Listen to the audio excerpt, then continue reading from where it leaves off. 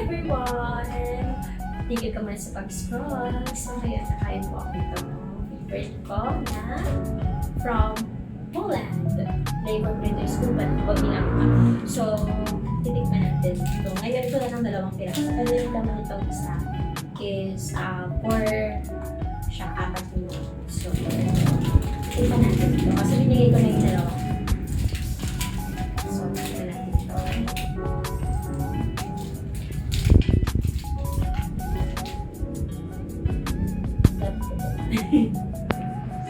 Tingnan niyo po, yan ang laman niya. Sa mahilig ka pa sa hopya?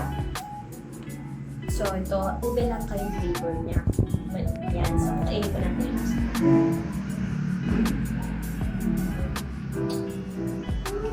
Sarap!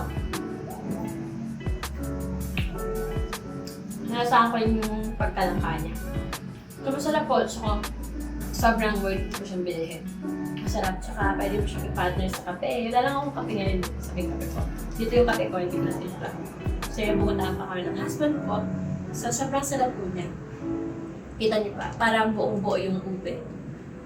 Yung flavor sa loob. So marami po siyang flavor. Kung gusto mo pang bumili and marami kang iba't ibang flavor na gusto, just click on the yellow basket.